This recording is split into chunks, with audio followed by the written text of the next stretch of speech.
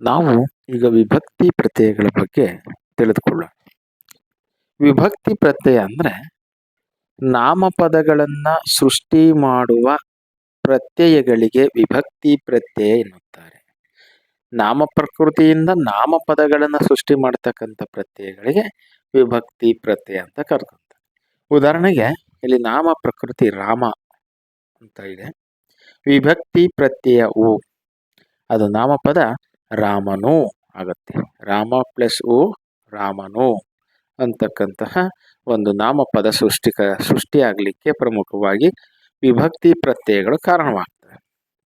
ನಾಮ ಪ್ರಕೃತಿಗಳ ಮುಂದೆ ಸೇರಿಕೊಂಡು ಬೇರೆ ಬೇರೆ ಅರ್ಥವನ್ನ ಉಂಟು ಮಾಡುವ ಪ್ರತ್ಯಯಗಳಿಗೆ ವಿಭಕ್ತಿ ಪ್ರತ್ಯಯಗಳೆನ್ನುತ್ತಾರೆ. ಉದಾಹರಣೆಗೆ ರಾಮನು ಕಾಡಿಗೆ ಹೋದನು, ಲಕ್ಷ್ಮಣನು ರಾಮನನ್ನು ನೋಡಲು ಬಂದನು, ನಾವು ರಾಮನಿಂದ ಕಲಿಯುವುದು ಬಹಳ ಇದೆ, ನಾನು ರಾಮನಿಗೆ ಹಣ್ಣು ಕೊಟ್ಟೆ, ಸೀತೆಗೆ ರಾಮನ ದೆಸೆಯಿಂದ ನೋವಾಯಿತು, ರಾಮನ ಹೆಂಡತಿ ಸೀತೆ, ರಾಮನಲ್ಲಿ ಒಳ್ಳೆಯ ಗುಣವಿದೆ. ಈ ರೀತಿಯಾಗಿ ನಾವು ವಿಭಕ್ತಿ ಪ್ರತ್ಯಯಗಳಿಗೆ ಉದಾಹರಣೆಗಳನ್ನ ಈ ವಾಕ್ಯಗಳಲ್ಲಿ ಗಮನಿಸಬಹುದಾಗಿದೆ. ಹಾಗೆ ವಿಭಕ್ತಿ ಪ್ರತ್ಯಯದ ಒಂದು ಪಟ್ಟಿಯನ್ನ ನಾವಿಲ್ಲಿ ಗಮನಿಸಬಹುದಾಗಿದೆ.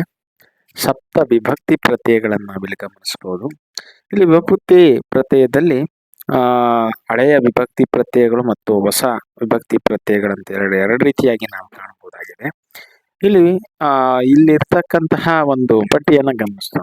ಮೊದಲನೇ ಪಟ್ಟಿಯಲ್ಲಿ ಮೇಲ್ಭಾಗದಲ್ಲಿ ವಿಭಕ್ತಿ ಪ್ರತ್ಯಯಗಳು, ಕಾರಕಾರ್ಥಗಳು, ಹೊಸ ಪ್ರತ್ಯಯಗಳು, ಅದಕ್ಕೆ ಉದಾಹರಣೆ ಮತ್ತು ಹಳೆಯ ಪ್ರತ್ಯಯ ಉದಾಹರಣೆ, ಈ ರೀತಿಯಾಗಿ ಗಮನಿಸಬಹುದಾಗಿದೆ. ಅದರಲ್ಲಿ ಪ್ರಥಮ ವಿಭಕ್ತಿಯನ್ನ ಗಮನಿಸೋದಾದ್ರೆ ಪ್ರಥಮ ವಿಭಕ್ತಿ ಕಾರಕಾರ್ಥ ಕರ್ತಾರ, ಕರ್ತಾರ ಕಾರಕಾರ್ಥ ಪ್ರಥಮ ವಿಭಕ್ತಿ ಬರುತ್ತೆ. ಹೊಸ ಪ್ರತ್ಯಯದಲ್ಲಿ ಊ, ಪ್ರಥಮ ವಿಭಕ್ತಿಯ ಪ್ರತ್ಯಯ ಊ. ಅದಕ್ಕೆ ಉದಾಹರಣೆ ಗಮನಿಸುವುದಾದ್ರೆ ಸಾವಿತ್ರಿಯು, ಸಾವಿತ್ರಿಯು. ಹಾಗೆ ಹಳೆಯ ಒಂದು ಪ್ರತ್ಯಯದಲ್ಲಿ ಮ, ಉದಾಹರಣೆಗೆ ಸಾವಿತ್ರಿಯಂ, ಸಾವಿತ್ರಿಯಂ ಅಂತಕ್ಕಂಥ ಉದಾಹರಣೆಯನ್ನು ಗಮನಿಸಬಹುದು. ನಂತರ ವಿಭಕ್ತಿ ಪ್ರತ್ಯಯ ದ್ವಿತೀಯ, ಕಾರಕಾರ್ಥ ಕರ್ಮಾರ್ಥ, ಹೊಸ ಪ್ರತ್ಯಯದಲ್ಲಿ ಅನ್ನೋ, ಉದಾಹರಣೆ ಸಾವಿತ್ರಿಯನ್ನು. ಹಳೆಯ ಪ್ರತ್ಯಯದಲ್ಲಿ ಅಂ, ಉದಾಹರಣೆ ಸಾವಿತ್ರಿಯಂ. ಹಾಗೆ ವಿಭಕ್ತಿ ಪ್ರತ್ಯಯ ತೃತೀಯ, ಕಾರಕಾರ್ಥ ಕರಣಾರ್ಥ, ಹೊಸ ಪ್ರತ್ಯಯ ಇಂದ, ಉದಾಹರಣೆಗೆ ಸಾವಿತ್ರಿಯಿಂದ. ಹಳೆಯ ಪ್ರತ್ಯಯ ಇಂ, ಅಲ್ಲಿ ಉದಾಹರಣೆ ಸಾವಿತ್ರಿಯಿಂ. ಇಲ್ಲಿ ಹಳೆಯ ಪ್ರತ್ಯಯದಲ್ಲಿ ಇದಂ ಇದೆ ಅಂತಕ್ಕಂಥದ್ದನ್ನ ಗಮನಿಸಬಹುದು. ಉದಾಹರಣೆಗೆ ಸಾವಿತ್ರಿಯಿಂದಂ, ಸಾವಿತ್ರಿಯಿಂದೆ ಅಂತಕ್ಕಂಥದ್ದನ್ನ ಇಲ್ಲಿ ಗಮನಿಸಬಹುದು. ಹಾಗೆ ವಿಭಕ್ತಿ ಪ್ರತ್ಯಯ ಚತುರ್ಥಿ, ಕಾರಕಾರ್ಥ ಸಂಪ್ರದಾನ, ಹೊಸ ಪ್ರತ್ಯಯದಲ್ಲಿ ಗೇಕೆ ಹೀಗೆ, ಇಲ್ಲಿ ಉದಾಹರಣೆಗೆ ಸಾವಿತ್ರಿಗೆ. ಹಳೆಯ ಪ್ರತ್ಯಯದಲ್ಲಿ ಗೇಕೆ ಕೆ, ಸಾವಿತ್ರಿಂಗೆ ಅಂತಕ್ಕಂಥ ಉದಾಹರಣೆಯಲ್ಲಿ ಗಮನಿಸಬಹುದು. ಪಂಚಮಿ ವಿಭಕ್ತಿ, ಅಲ್ಲಿ ಕಾರಕಾರ್ಥ ಅಪಧಾನ, ಹೊಸ ಪ್ರತ್ಯಯದಲ್ಲಿ ದೆಸೆಯಿಂದ, ಉದಾಹರಣೆಗೆ ಸಾವಿತ್ರಿಯ ದೆಸೆಯಿಂದ. ಹಾಗೆ ಹಳೆಯ ಒಂದು ಪ್ರತ್ಯಯದಲ್ಲಿ ಅತ್ತಣಿ, ಅತ್ತಣಿಂದಂ, ಅತ್ತಣಿಂದೆ, ಉದಾಹರಣೆಗೆ ಸಾವಿತ್ರಿ ಅತ್ತಣಿಂ, ಸಾವಿತ್ರಿ ಅತ್ತಣಿಂದಂ, ಸಾವಿತ್ರಿ ಅತ್ತಣಿಂದೆ ಅಂತಕ್ಕಂಥ ಉದಾಹರಣೆಗಳನ್ನು ಗಮನಿಸಬಹುದು. ನಂತರ ಷಷ್ಠಿ ವಿಭಕ್ತಿ, ಕಾರಕಾರ್ಥ ಸಂಬಂಧ, ಹೊಸ ಪ್ರತ್ಯಯ ಅ, ಉದಾಹರಣೆ ಸಾವಿತ್ರಿಯ. ಹಳೆಯ ಪ್ರತ್ಯಯ ಅ, ಉದಾಹರಣೆ ಸಾವಿತ್ರಿಯ. ಹಾಗೆ ಸಪ್ತಮಿ ವಿಭಕ್ತಿ, ಕಾರಕಾರ್ಥ ಅಧಿಕರಣ, ಹೊಸ ಪ್ರತ್ಯಯ ಅಲ್ಲಿ, ಉದಾಹರಣೆ ಸಾವಿತ್ರಿಯಲ್ಲಿ. ಹಳೆಯ ಪ್ರತ್ಯಯ ಓಳ್, ಇಲ್ಲಿ ಉದಾಹರಣೆ ಸಾವಿತ್ರಿಯೋಳ್. ಈ ರೀತಿಯಾಗಿ ವಿಭಕ್ತಿ ಪ್ರತ್ಯಯದ ಪ್ರಕಾರಗಳನ್ನ ಈ ಒಂದು ಪಟ್ಟಿಯ ಮೂಲಕ ಆಧುನಿಕ ವಿಭಕ್ತಿ ಪ್ರತ್ಯಯಗಳು, ಹೊಸ ಪ್ರತ್ಯಯಗಳು ಮತ್ತೆ ಹಳಗನ್ನಡದ ಹಳೆಯ ಪ್ರತ್ಯಯಗಳ ಉದಾಹರಣೆಗಳನ್ನ ಈ ಮೂಲಕ ಗಮನಿಸಬಹುದಾಗಿದೆ. ವಿಭಕ್ತಿ ಪ್ರತ್ಯಯಗಳು 7 ವಿಭಕ್ತಿ ಪ್ರತ್ಯಯಗಳನ್ನ ನಾವಿಲ್ಲಿ ಗಮನಿಸಬಹುದಾಗಿದೆ. ಹಾಗೆ ಹಳೆಯ ವಿಭಕ್ತಿ ಪ್ರತ್ಯಯದಲ್ಲಿ ಸಂಬೋಧನಾ ವಿಭಕ್ತಿ ಪ್ರತ್ಯಯವನ್ನ ಕೂಡ ಗಮನಿಸಬಹುದಾಗಿದೆ. ಪ್ರಥಮ ವಿಭಕ್ತಿಗೆ ಪೂರಕವಾಗಿರ್ತಕ್ಕಂಥ ವಿಭಕ್ತಿ ಪ್ರತ್ಯಯವೇ ಆಗಿರ್ತದೆ.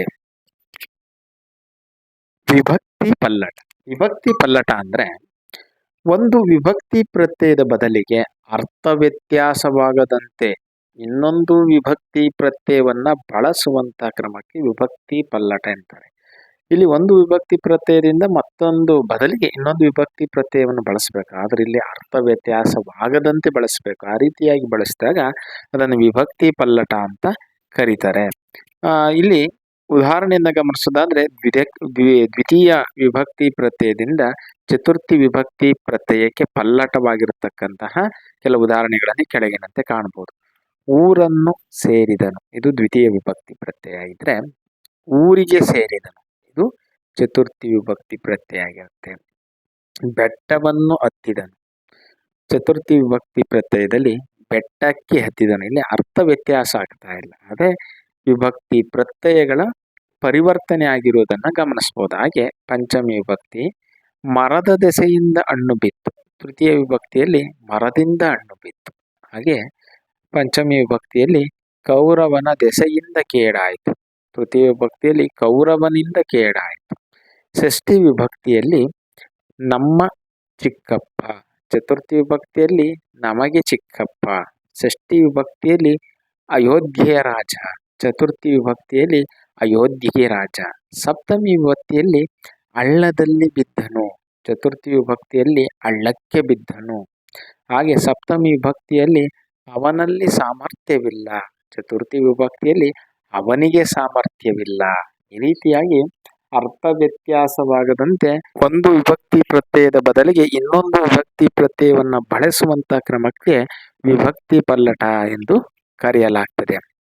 ಹಾಗೆ ವಿಭಕ್ತಿಗಳನ್ನ ನಾವು ಗಮನದಲ್ಲಿಟ್ಕೊಳ್ಳೋದಾದ್ರೆ ಪ್ರಮುಖವಾಗಿ 7 ವಿಭಕ್ತಿಗಳನ್ನ ಕಂಠಸ್ಥ ಮಾಡಿಕೊಳ್ಳುವುದ್ರ ಮೂಲಕ ಕೂಡ ಅವುಗಳನ್ನ ನಾವು ಬಳಕೆಗೆ ತರಬಹುದು. ಊ, ಅನ್ನು, ಇಂದ, ಗೆ, ಗೆ, ದೆಸೆಯಿಂದ, ಆ, ಅಲ್ಲಿ, ಈ ರೀತಿಯಾಗಿ ಕಂಠಸ್ಥ ಮಾಡಿಕೊಳ್ಳುವುದರ ಮೂಲಕ ವಿಭಕ್ತಿ ಪ್ರತ್ಯಯಗಳನ್ನ ನಾವು ತಿಳಿದುಕೊಳ್ಳಿಕ್ಕೆ ಸಾಕಷ್ಟು ಸಹಕಾರಿಯಾಗ್ತಕ್ಕಂಥದ್ದನ್ನ ಗಮನಿಸಬಹುದಾದ್ರೆ. ಮತ್ತೊಮ್ಮೆ ಅದನ್ನು ತಿಳಿಸೋದಾದ್ರೆ ಊ, ಅನ್ನು, ಇಂದ, ಗೆ, ದೆಸೆಯಿಂದ, ಆ, ಅಲ್ಲಿ, ಇವು ಹೊಸ ವಿಭಕ್ತಿ ಪ್ರತ್ಯಯಗಳು, ಅಂದ್ರೆ ಹೊಸಗನ್ನಡ ವಿಭಕ್ತಿ ಪ್ರತ್ಯಯಗಳಾಗಿವೆ. ಧನ್ಯವಾದ.